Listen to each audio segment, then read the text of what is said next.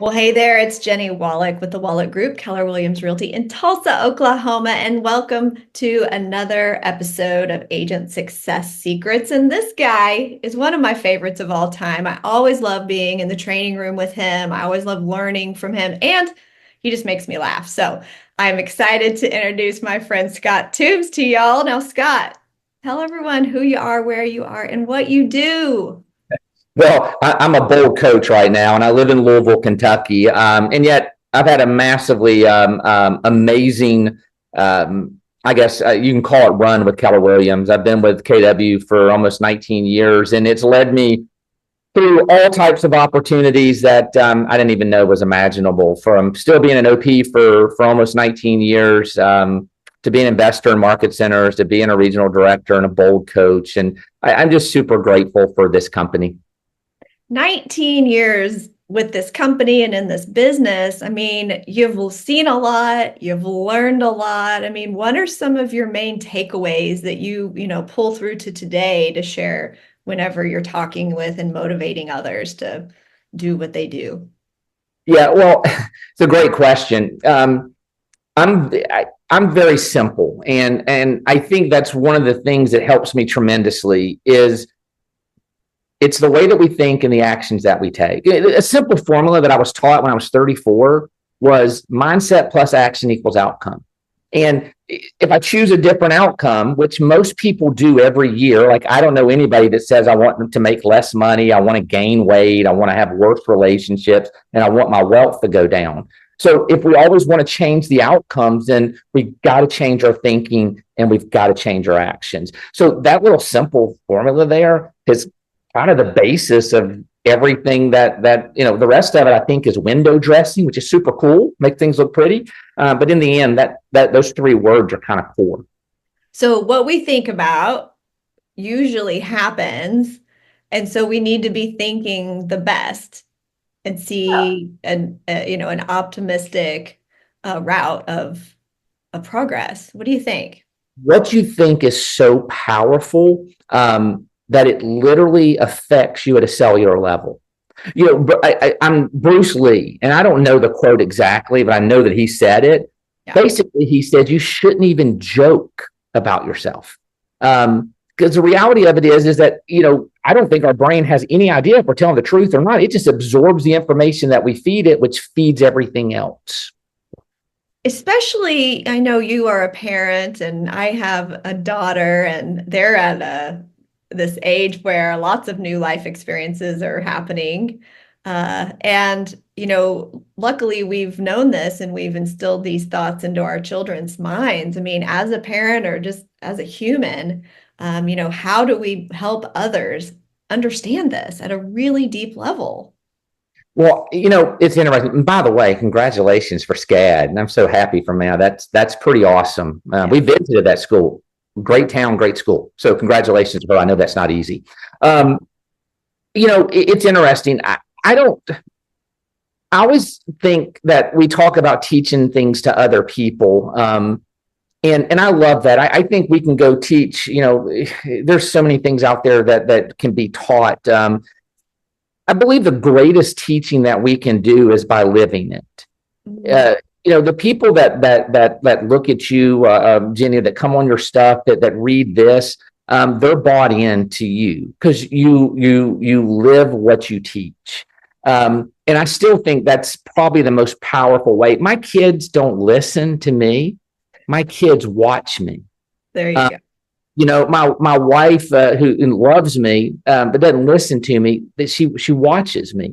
So to me, the greatest opportunity we have is that we don't just speak these things, that we live these things. And I think that to me is the most powerful teaching for anybody. I can't walk into a bold room. As a matter of fact, I just heard Gary say this, like, we can't walk in and teach something that we're not doing. Like things you don't want to come to me for, marathon training. That's not me. Okay. Like I'm not your marathon trainer. Now, if you want to talk about market centers or real estate, or being happy or living your best life, yeah, I'm not perfect at it. I fell all the way through it, but it's where I am and what I'm living. So yeah, that's what I think. Yeah, modeling is so important. It's so important. Um, I love this conversation. You mentioned something to me about belief. What Yeah. was what was that all about? So it's interesting. In bold, we used to have this bold law that said fear or faith, you choose.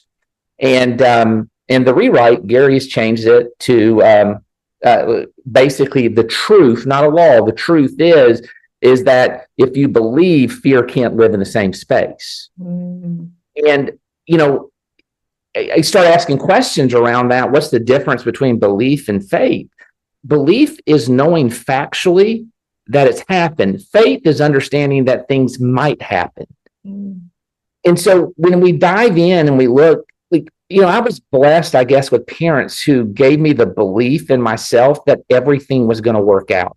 Not that it was going to work out great, but it was going to work out the best for me. And, and it's so funny. You might not know this or not, but I grew up in LD classes. So when I was in the first grade, my teacher came in, grabbed me out of elementary school, took me to a trailer in the back that had a not a very good woodworking LD on it, and I didn't get it. I was like, what am I doing here? And I just had undiagnosed dyslexia and I just couldn't read and comprehend very well. Then I got to the seventh grade and I failed the seventh grade. And I was so embarrassed, Jennie, that I didn't tell any of my friends because we had sixth, seventh, eighth grade was middle school. I showed up at school. All my buddies are in the eighth grade and I'm stuck in the seventh grade. Okay. oh, The time was so embarrassing. And I was like, my mom's like, everything's happening for you. Everything's happening for you. Believe that everything's happening for you. And I'm like, okay, I'm just going to, but because of those things, I ended up maturing an extra year. And I ended up going to college on a football scholarship because of that extra year. ah, And you look at it and you go, you know what? She was right. It all worked out the way that it should, the best for me. And so that belief was built in. I just believe that whatever's happening is happening for the right reason. so good. So good. Um, Scott, when most of the people that will be watching and want to plug into what you're saying are probably going to be in the real estate industry of some form or fashion. And so we have had some change up in our markets around the country for sure. I mean, this is the time to, plan for next year and what that all looks like. How do we keep going? What's the word on the street of how we're going to get through all this? Yes. Well, number one, you got to know why you're doing this. Like, why? And it's a tough question. I mean, I get it. One thing we do is we compare our whys to others. We'll say, I'll give you a great example. I have a good friend of mine who started a goat farm in Uganda. And I'm sitting here going, I mean, good Lord, what a great why. He's giving milk to people and goat meat and he's doing great. Mine's to get a new boat. We start comparing. And the reality of it is, I don't think about goats at all. Okay. And so what we have to understand is what is our why. And does it matter what anybody thinks about it? Does it matter what anybody else's is? When it's your why, you will do things that you wouldn't normally do to achieve them. I mean, we hear this all the time. I always give the example of swimming. Like I like to swim, but if you told me, hey, Scott, swim to the middle of the Atlantic Ocean, I would be like, I don't want to do that. That's a lot of swimming. Now, if I take somebody out to the middle of the Atlantic Ocean and throw them off the boat and leave, do you know what they're going to do? They're going to swim. If sharks come up, they're going to swim. If they go through jellyfish, they're going to swim. If the weather gets bad, they're going to swim because the why they are swimming has changed. Mm. When we know our why, everything else will take care of itself. You don't have to know how. I have zero clue how anything's going to happen for the next decade, but I know my why, and whatever it is, we'll get there. I find that this is the biggest struggle Yeah. for agents. We know it's at the front of our red book, our real estate Bible, The Millionaire Real Estate Agent. It's a conversation that we're reading from the very beginning of the blueprint on how to have a big business and an awesome life. And yet we still can't figure out why. What is our why? And so when you're helping others map through that, I know, yes, you model it, but I think they get so caught up in it that they freeze and they say, forget it. I'm going to shelf that for later. I think people spend more time planning a week vacation in Disney World than they do focused on their why. Oh, They just, well, and here's the thing, if they knew how it impacted their financial, their health, their wealth, their relationships, and their spirituality, if they truly understood how it impacted it, they would give it more time. yeah.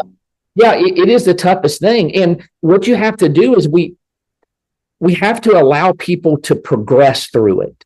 My why now is different than my why 19 years ago. Yep. My why 19 years ago, when I had a 9-month-old baby and my wife was pregnant with our second, we had no insurance. We left a company to start an individual business in real estate, was to make $100,000 to feed and clothe and shelter my family. Right. That was as big as my life is. Now, if you look at our goals as we've gone through, they've dramatically grown. But the why has changed also. And my whys, it's so funny because I wish it was some beautiful why. I do. Like, I wish it was to feed the world. That's not my why. And I can't say that it is if it's not going to be the thing that gets me to take action. My whys are very simple. I want my wife. I never want to say no to my wife. Somebody that, went to college, decided to be a stay-at-home mom, gave everything to our relationship and to our kids. My why is very, very clear to me. And so it puts me on a plane for 3 years out of the last decade. It has me spend time working. It's my why, and I'm very crystal clear on it. Yeah. I just don't think we can compare it to others. That's what hurts. Yeah. I was really lost in my why and my mission, my purpose for so many years. And those were the years that I was having the most amount of success in my business. Well, what happens when you don't know why you're doing it and you're successful? The breakdown. Yep. Why the heck am I doing this? I'm tired. I'm stressed. It's chaos. And it was messy. And it's because I didn't know why and have the energy and enthusiasm to actually have fun while I was doing it. So I think that I've heard you say this too, that when you know the why and you learn who you are in this business and do those things, then it's fun. Yes. It's an inside-outside job. I mean, it's so funny. We spend a lot of time on the actions around everything. And by the way, it's super important. If you're going to ride a bike, you've got to pedal. I get it. But man, if you know why you're riding the bike, then you'll figure out how to pedal. I always use an example of how big whys are and purpose. So, if I ask somebody, hey, I'm going to pay you $1,000 to run as fast as you can for 100 yards. Most people say, yeah, I'll do it. And they run. And I go, great. Now, if I can get you to run faster than you just did, I'm going to take that $1,000 back. And they usually say, okay, I'll just slow down. And what I'll do is I'll just open up a cage with a tiger behind it, and they will outrun themselves no matter what the consequence is. The purpose and the why has changed. It's a propellant. You can't even stop yourself when you truly understand that why. And by the way, that's the journey. I've been doing this for 20 years almost, and it took me a long time to truly have clarity on my why. It just did. But man, when you know it, everything gets easier. I know why I'm doing this. It's for me, it's blinders. It puts the blinders on me. It keeps me from saying yes to things that aren't in alignment with my purpose. And so, it's just been so helpful. Do we always have it figured out, Scott? No, we're still figuring this out for sure. Near me. Well, what would you say as we kind of wrap up here are just some really important tidbits or tips that, really help you? And let's talk specifically about real estate and the market that we're in. In any market, but especially in a shifting market. I mean, you're saying y'all are rereading Shift. I mean, go back and read Shift. This requires action consistently over time. You know, it's amazing. It's not amazing. It's always interesting to me when we look at what success truly is, and it's people that understand the situation that they're in, have the right mindset, and then take the action that required. That, and by the way, lead generation is not one form. There's no right or wrong. I remember at Mega Camp, and this is like the mid 2000 and teens, like 14, I don't know what year. Gary was doing the quantum leap before the session. And somebody asked the question. They said, what do you consider lead generation? And I thought he gave the greatest response ever. He said, anything that generates a lead. And I went, oh my gosh, sometimes I feel like we get a circle in a triangle hole and then try to bang that circle into the triangle hole, when all we had to do is get a triangle and put them in the triangle hole. And what I mean by that is, if you're going to do something that you enjoy, that you want to get better at, that generates leads, open houses, videos, parties, events, it doesn't, go master it. There is gold in depth. At the surface, there's just really not. You can go dig 1,000 1-inch holes and never hit oil, or you can go dig one hole that goes a mile deep and you got a better chance. That's what I. Yeah, and I'll agree with you on all of that. When I was in my younger days of real estate and learning of all the different methods of lead generation, and was told that I needed to contact for sale by owners, expired listings, cold calling, all of these things. Well, would you guess that's in my behavioral style, Scott? So what did I do? I froze up and didn't talk to anybody because I felt like a failure in having call reluctance to those certain groups of people when it wasn't about the person. I mean, I was just all up in my head. But when I had a call with a coach one time, I shared that. And this coach was a sub sitting in for my real-time, full-time coach who had happened to be out. And I told her this, and she goes, well, stop that. I love that. Go call your database, go do an open house, go network, go be with people and get in relationship. I was like, oh, I can do that. Yep.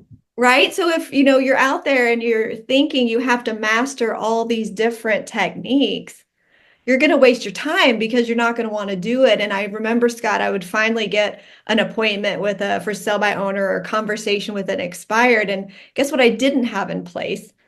Yeah. The skills or the systems or the follow-up for that source. No. So I sucked at it anyway. I was like, okay, let's move on. So, yeah. Any final words you want to share, Scott?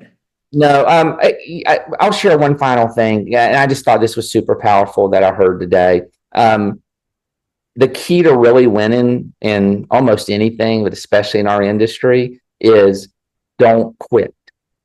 That 86% of I think our industry gets out within 48 months. Just don't quit. Just keep getting back up and don't quit. And this is the greatest industry to be involved in if you're willing to do that. Just don't quit. It is, and you're right. Let's not quit. I can't wait to see you in the bold room soon. I'm honored to be a student in your presence because you always give me so much energy, and you're just special, Scott. I appreciate you. Oh, man, you and my mom. Now, y'all both think that, so that's awesome. Well, I know that people will want to follow you, so I'm going to just tell them, hey, go to his Facebook page, Scott Toombs, and make sure you connect with Scott. That's where the older people hang out, I think, Scott. I'm more of a Facebook gal than an Insta. How about you? I have an Instagram account. I don't think maybe I posted like 12 times on there. I'm getting better though. One of my things that we're working on is social media impact. So I will be doing more. Yes. So follow him there and start waiting for him to post something. That'll be great. All right. Well, what we can do, Scott, is when we have these videos, we'll tag you in all those places so people can do that. find That's you. awesome. Yeah. Thank you. Well, I appreciate you. You know that. I appreciate you. All right. Well, I hope you enjoyed this episode and let us know what you think. And if you want to make sure that you're always learning more, go ahead and subscribe so you get the latest and greatest content. We'll talk to you soon. Bye now.